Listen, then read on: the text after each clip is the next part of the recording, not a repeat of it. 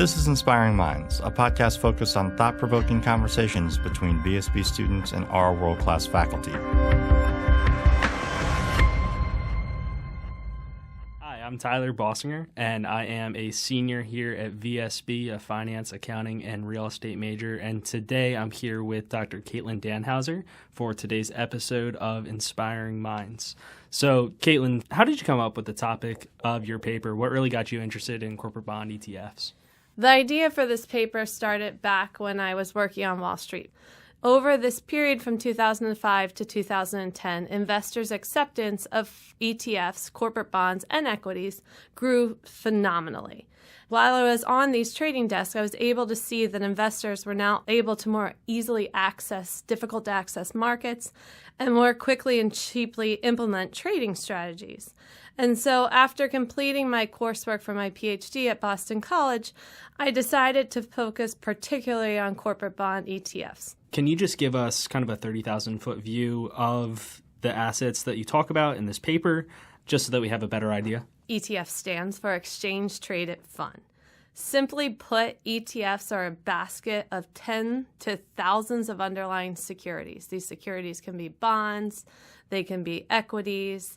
At a basic level, ETFs are just mutual funds that trade on an exchange. This hybrid security of a mutual fund that also trades on the exchange instead of transactions only occurring at the end of the day leads ETFs to have distinct advantages from their mutual fund peers. For instance, ETFs offer lower fees and greater transparency of holdings, and they minimize or even eliminate any tax consequences for the holders. The one distinct difference is that the fund only transacts with large investors rather than having to deal with individual investors or even have to trade in the underlying themselves. Corporate bond ETFs are structured the exact same way. The fund never transacts in the underlying. The fund itself only does transactions which are exchanges of the basket securities and the ETF shares themselves. And because of this, they've reached a great success. However, corporate bond markets are significantly different from equity markets. Equity markets, as we all know, have incredible clarity of pricing. Corporate bonds are completely different. They trade in an over-the-counter market in which, in order to figure out where transactions can occur, you have to call 10 different brokers to see what market they're making. And so because of this opaqueness of these corporate bond markets, the liquidity of corporate bonds are much lower than that of equity markets, which leads to this liquidity illusion between an ETF basket trading significantly and the underlying which backs the basket not trading that much. The last distinction is that the majority of indices followed by bond ETFs have thousands, up to 10,000 constituents. And so a fund can't hold all of those constituents. And so what bond ETFs do is they just select certain bonds that will enable them to mimic the index performance. Based on the findings in your paper, how do you think that the financial markets that you talked about would react to what you see in your research? I would love to think that everyone would be so happy to see my research, but I think that there really is going to be both a positive and negative reaction. In my paper, I talk about how several market practitioners, including Goldman Sachs and Carl Icahn, have cited these corporate bond ETFs as a potential concern. No one really understands how all of a sudden having this equity instrument traded throughout the day with clarity of pricing, but backed by things that don't match those characteristics, is going to impact the systemically important underlying market. Access to debt markets is how the majority of corporations are able to finance their investments.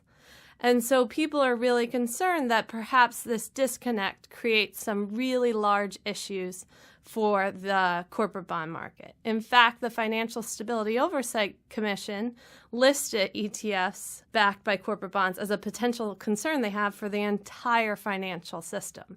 So I think that these people will be happy to have some information about how the rapid growth of ETFs is impacting the underlying market. However, the people who aren't going to be too excited, and in fact I know aren't too excited, are ETF providers. Their goal is to create this unicorn of a product which provides access to markets without affecting pricing or functioning of the underlying market. If they were able to do that, that would be phenomenal. They could essentially democratize a corporate bond market which was dominated by institutional investors. However, my research clearly shows that ETFs lead to price effects and potential liquidity effects for the underlying bonds. And so it makes it difficult for them to make the case that what they do is all good with no potential harm. Do you think that this paper was made possible really by the perfect storm that came about with the growth in ETFs and markets becoming more accepting of them as an investment vehicle, as well as the historically low interest rates that we've seen? Or is it really just the environment that we're living in right now that is really emphasizing what you saw in the paper? Corporate bond ETFs sit at the intersection of two of the greatest stories in financial markets today: the explosion of passive investments and the unprecedented duration and level of low interest rates created the perfect firestorm for this hybrid security to succeed. However, I think that rather than being perfectly lucky, corporate bond ETFs were opportunistic. Post-2008 crisis, this product took off. And in fact, my entire study is all done post-crisis because there was an exponential growth in the number of assets in bond ETFs. It was because investors sought access to historically safe but higher yielding instruments. However, I think this would have happened even if ETFs didn't exist, because debt mutual funds do exist as well. But one of the complications was, following the crisis, banks became more highly regulated. Because banks now have these higher capital requirements, they pulled out of market-making activities in the corporate bond market. So when they used to hold $23 billion in debt on their books in order to provide sellers or buyers of individual corporate bonds liquidity when it was needed, now they hold 2.3. It's very difficult in order for markets to function when no one stands there willing to buy or sell. And so I think ETFs were opportunistic in that as traditional liquidity providers fled the market, they stepped in and provided this liquidity. Is there anything that you could communicate to my fellow students about how we can learn from what you learned? There's a two-pronged answer here, so I'll start from the academic part. In my study, the biggest issue, and in all studies of academic, the biggest issue is this concept of endogeneity, which means you can disentangle what you are claiming is the cause of an effect rather than 10 million other potential things. So in mine, are the yields of ETF bonds lower because they're included in an ETF, or was it because something else? You could come up with 10 million different explanations for it. I think the neat thing about my project is that I can tell the story in pictures. And so with all things in life, if you can show someone what's happening rather than trying to tell them, it makes a greater impact and it's more convincing. For instance, there was this rule change. So previously, this corporate or high yield ETF was only allowed to have 50 bonds. They removed the cap, and now there were 500 bonds in the ETF. So I was able to use this change to show that prior to the rule change, the two groups of bonds, those that were in there and those that would be added following the rule change, moved exactly in lockstep. However, immediately following these expansion bonds who were incorporated because of the rule change, their yields moved significantly lower. So simply put, visually I'm able to show that these two groups are exactly the same before. An event strikes, a divergence happens, and there's an ETF effect being added to these bonds.